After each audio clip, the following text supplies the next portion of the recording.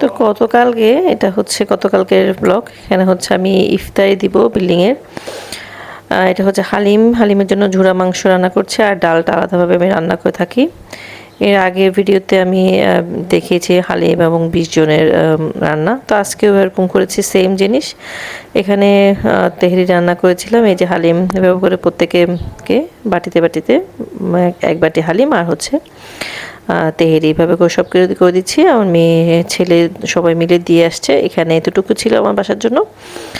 এই তো তো সবার বাসা থেকে ইফতারে আসছে। আমি এবারে অনেক দেরি করে মানে একদম শেষ মুহূর্তে হচ্ছে ইফতারিটা দিলাম। এটা হচ্ছে ইফতারের পর হচ্ছে আমি বড় বড় হাঁড়িগুলো সব আগে ধুয়ে করে রেখেছি। তারপর হচ্ছে আমার মেয়ে আর এখন আজকে সব ধুয়ে নিচ্ছে। ও যখন কিচেনে ধোয়াপালা করে না, তখন একদম সুন্দর করে নিট অ্যান্ড ক্লিন, চুলা থেকে শুরু করে মানে সব কিছু, সিঙ্ক থেকে নিচের হাউস সব কিছু এত সুন্দর করে পরিষ্কার করে, মাশাআল্লাহ। মানে দেখতে খুবই ভালো লাগে। মানে রান্না করে আসলে পুরো মানে হালকা হয়ে যায় শরীরটা, এমন দেখতে খুবই ভালো লাগে। আর ছেলে ওভাবে পারে না, ছেলে তারপরও চেষ্টা করে, ধোয়াপালাটা করে কোনো রকম চলে যায়।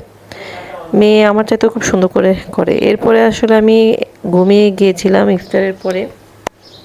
এত টায়ার্ড লাগছিল শরীর, এক ঘুমে হচ্ছে 11:30।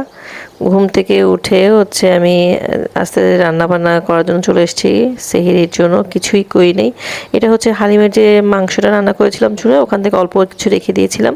এটাকে এখন পেঁয়াজ কাঁচামরিচ দিয়ে একটু ভাজা ভাজা করে নিচ্ছি, একটু মোচমোচো করে ভেজে নিব। আর হচ্ছে কী রান্না করেছি, পটল ভাজি করেছি। ফ্রিজে একটু ঢেঁড়স ভাজিও আছে। তো বাচ্চারা বলেছে ওরা বিরিয়ানি খাবে, বিরিয়ানি ছিল, ওরা নাকি সেহেরিতে বিরিয়ানি খাবে, যার কারণে অল্প একটু সাদা ভাত রান্না করেছি 1.5 পটের মতো। এগুলো সব রান্না করব। রান্না করতে করতে আসলে আমি যখন এখন ভিডিওটা দেখছেন, তখন আসলে দেখা যাচ্ছে আমি প্রায় 1:30 বেজে গিয়েছে। আস্তে ধীরে করছি। তো আজকে আর একবারে আর সেহরি খেয়েই ঘুমাবো, যেহেতু ঘুম থেকে উঠেছি, আর ঘুম আসবে না। তো এই রমজানে এই প্রথম আমি এত রাতে রান্না করছি। আচ্ছা, কেন জানি এত টায়ার্ড লাগছিল, ঘুম চলে এসছে। এই যে একটু করে পটল ভাজি করলাম, আর হচ্ছে টমেটোর কাঞ্জি করেছি। কাঞ্জি অর্থাৎ হচ্ছে টমেটোর টক, আমাদের চট্টগ্রামের ভাষায় টমেটোর টককে কাঞ্জি বলে।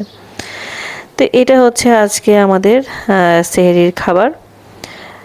এই